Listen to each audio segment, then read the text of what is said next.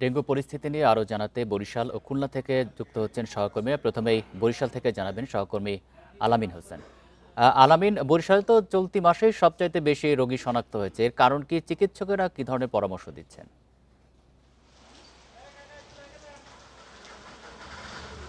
আসলে চলতি বছর কিন্তু বরিশাল বিভাগে বেশিরভাগ রোগী শনাক্ত হয়েছেন এবং এখানে যেহেতু স্বাস্থ্য বিভাগ থেকে বলা হচ্ছে এবং বরিশাল শেরেবাংলা মেডিকেল কলেজ হাসপাতালের যারা চিকিৎসক রয়েছেন তারা জানিয়েছেন যে বৃষ্টির কারণে কিন্তু আসলে ডেঙ্গুর প্রভাব বাড়ছে এবং ডেঙ্গুর যে রোগীর আক্রান্তের সংখ্যা সেটিও কিন্তু আসলে বাড়ছে।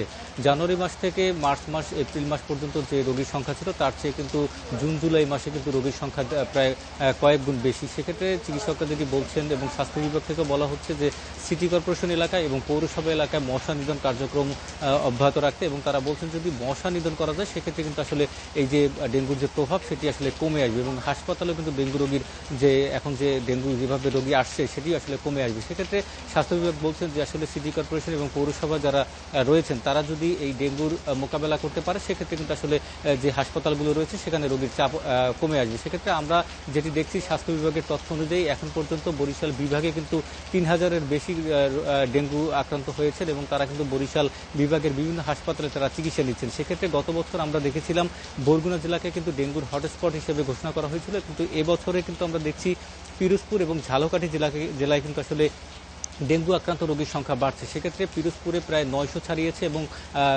যে পটুয়াখালী জেলা রয়েছে এবং এর পাশাপাশি যে জেলাগুলো রয়েছে প্রত্যেকটি জেলায় কিন্তু কম বেশি বাড়ছে। সেক্ষেত্রে বরিশাল সিটি কর্পোরেশন এলাকায় আমরা দেখছি যে এখন পর্যন্ত ২ জন আক্রান্ত হয়েছেন এবং যেহেতু হাসপাতাল কর্তৃপক্ষ বলছেন যে মানুষকে সচেতন হতে হবে এবং স্বাস্থ্য বিভাগও কিন্তু সচেতন করার লক্ষ্যে কিন্তু কাজ করে যাচ্ছেন। তারা বলছেন যে পর্যাপ্ত পরিমাণ যে ওষুধ এবং স্যালাইন রয়েছে সেগুলো তারা সরবরাহ রেখেছেন এবং হাসপাতালের যে বরিশাল শেরেবাংলা মেডিকেল কলেজ হাসপাতালে 4টি মেডিসিন ইউনিট ছিল সাথেই থাকবেন। আমরা এবার একটু খুলনার পরিস্থিতি জানবো। সেখান থেকে যুক্ত হচ্ছেন সহকর্মী অভিজিৎ পাল। অভিজিৎ, খুলনার কি পরিস্থিতি জানাবেন? হাসপাতালে এই মুহূর্তে কি পরিমাণ রোগী ভর্তি আছে, আর কি ধরনের ব্যবস্থা প্রশাসন থেকে নেওয়া হয়েছে?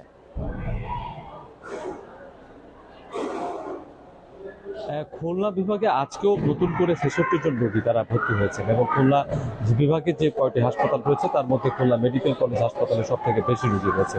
যদিও আমরা এখানকার রোগীদের যে বায়োডাটা দেখেছি তাতে দেখতে পাচ্ছি যে বাইরের জেলা থেকে আসলে এখানে রোগী বেশি আসছেন এবং সব থেকে বেশি রোগী আসছেন বাগেরহাট এবং যশোর থেকে। এবং খুলনা বিভাগের যদি ১০ জেলার মধ্যে সব থেকে বেশি ডেঙ্গু রোগী আক্রান্ত হয়েছে বাগেরহাট জেলাতে এবং মৃতের সংখ্যাও বাগেরহাট জেলাতে সব থেকে বেশি। বাগেরহাটে ইতিমধ্যে একজন মারা গেছেন এবং এই যে হাসপাতালটি খুলনা মেডিকেল কলেজ হাসপাতাল, এই হাসপাতালে ৬ জন রোগী মারা গেছেন, তার মধ্যে ৪ জন রোগী রয়েছেন কিন্তু আপনার বাগেরহাটের, আর বাকি ২ জন রয়েছেন খুলনা, যার মধ্যে ২ জনই খুলনা সিটি কর্পোরেশন এলাকার মধ্যে পড়েন, একজন খুলনা সদরের এবং একজন খুলনার খালিশপুরের অবস্থাতে। আর তৃতীয় অবস্থানে আছে যশোর। সেখানেও আস্তে আস্তে আমরা দেখতে পাচ্ছি যে ডেঙ্গু রোগীর সংখ্যা বাড়ছে। গত বছর যদিও এই যশোরই ছিল কিন্তু খুলনা বিভাগের মধ্যে সব থেকে রেড জোন, এখানে ডেঙ্গু রোগীর সংক্রমণ অনেকটা বেশি ছিল। তবে সব থেকে বড় ভয়ঙ্কর যে বিষয়টি হচ্ছে যে এই যে ২,০০০-এর মতন রোগী রয়েছে সেই রোগীর চিকিৎসার জন্য কিন্তু হাসপাতালগুলোর আসলে পর্যাপ্ত প্রস্তুতি নেই।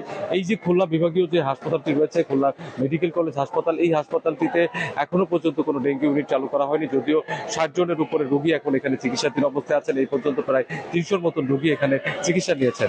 খুলনা মেডিকেলের যে মেডিসিন ইউনিটগুলো রয়েছে সেই মেডিসিন ইউনিটগুলোর বারান্দাতে কোনায় অন্যান্য রোগীদের সঙ্গে আসলে এই রোগীদেরকে চিকিৎসা দেওয়া হচ্ছে এবং এর ফলে একটি আশঙ্কা তৈরি হচ্ছে যে হাসপাতালই একটি ডেঙ্গুর বড় জোন হয়ে যায় কিনা। কারণ এই হাসপাতালটির পরিষ্কার পরিচ্ছন্নতা নিয়ে যেমন সমস্যা রয়েছে তেমনি ডেঙ্গু রোগীর সাথে অন্য রোগীদের চিকিৎসা দেওয়ার কারণে এবং ডেঙ্গু রোগীদের অসচেতনতার অভাবে এবং কর্তৃপক্ষের উদাসীনতার কারণে তারা মশারি ছাড়া বিহীন অবস্থায় রয়েছে। অর্থাৎ সেই ক্ষেত্রে এই হাসপাতাল থেকে আসলে ডেঙ্গু রোগী আরো বেশি ছড়িয়ে পড়ারও কিন্তু একটি আশঙ্কা রয়েছে।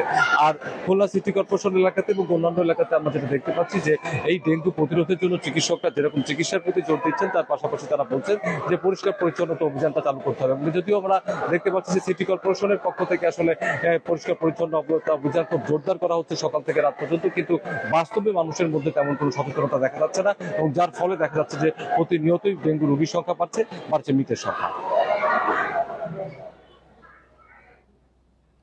বরিশাল এবং খুলনা থেকে জানাচ্ছেন আমাদের সহকর্মীরা।